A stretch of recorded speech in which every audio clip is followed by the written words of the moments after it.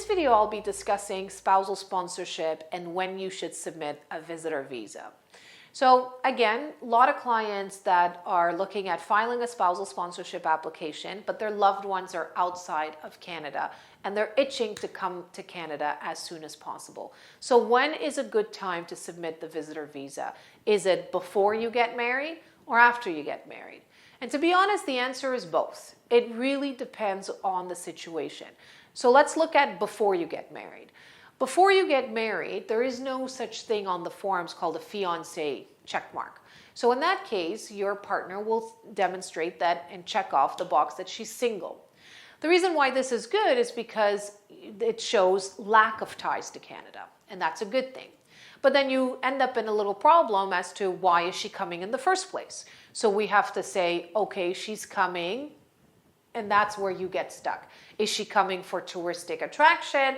When is the month? Why is she coming? How much money is she going to spend to just see the CN Tower? So where your difficulty will lie is the why. Versus if you're married and you do a visitor visa, the why is solved. I'm coming because I have a spousal sponsorship application in process and I want to come to be with my partner. But as you can already tell, now you've demonstrated a significant tie, right, to Canada. So both have pros and cons.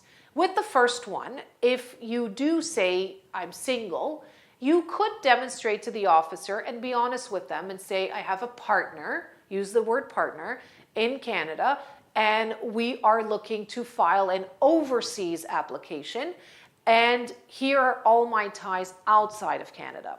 This officer does not want to know, nor can they approve if they find out that you want to file an inland application. So in order to do this, you have to demonstrate significant ties outside of Canada.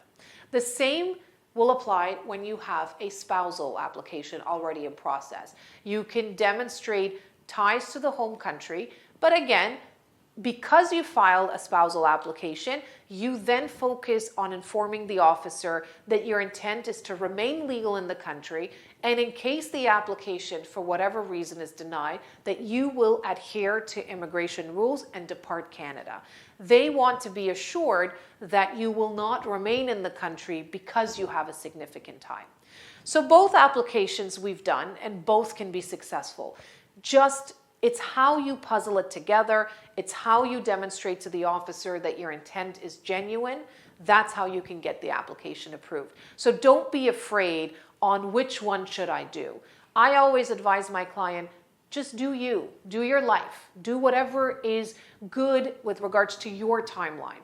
And based on that, we will make the right arguments for the officer and it will come across genuine.